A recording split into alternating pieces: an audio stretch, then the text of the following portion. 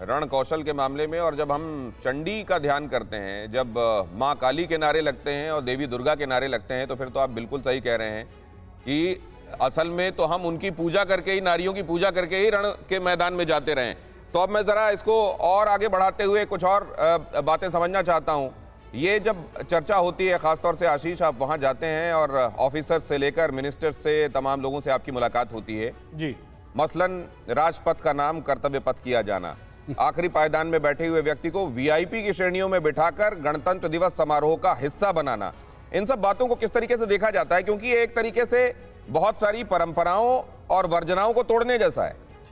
ये एक अलग ही एहसास होता है जब आप वहां पर जाते हैं और जब आप पूरी तरह से एक नरेशन में, एक तरह से एक्शंस में, एक तरह से प्रोजेक्शन में, पूरे विश्व में इन सभी चीज़ों पर ध्यान देते हैं ना, तो फिर वो सोच दिखाता है कि किस तरह से उस लास्ट मैन, उस अंतिम व्यक्ति तक पहुंचा जाए, उसे भी इस पूरे बड़े देश का एक हिस्सा महसूस कराया जाए।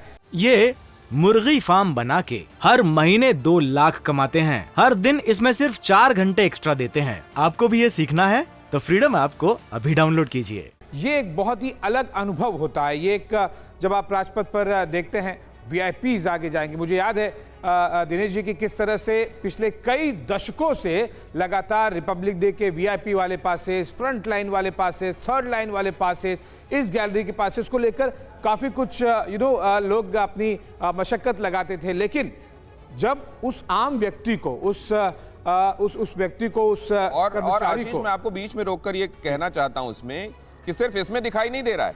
आप पद्म पुरस्कारों में देखें, बिल्कुल वो लोग जो कहीं सुदूर कोने में बैठकर गुमनाम तरीके से देश की, समाज की सेवा में लगे हुए हैं, उन लोगों को आइडेंटिफाई करना, उनको पहचानना और उनको फिर लाकर सम्मानित करना, ये बहुत बड़ी मैसेजिंग है। और ये संदेश देने में खास तौर से जो मौजूदा डिस्पेंसेशन है, ये बिल्कुल कामयाब रहा है। आपका क्या कहना है इसमें अतुल सर?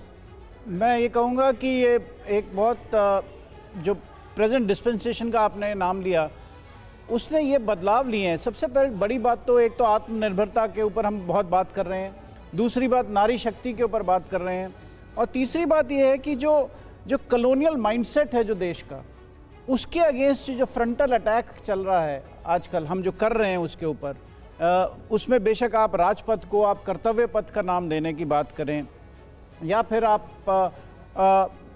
अपनी गन सैल्यूट अपनी गन से, इंडिजिनसली प्रोड्यूस गन से देने की बात करें, उसी तरह से अगर आप देखेंगे तो नेवी में भी है। एंटी कॉलोनियल जो कॉलोनियल माइंडसेट है, उसको शेड करने के लिए जो हम कर रहे हैं, नेवी ने अपना इंसाइन बदला। नेवी के इंसाइन में इतने सालों तक, अभी तक सेंट जॉर्ज का क्रॉस लगा होता था।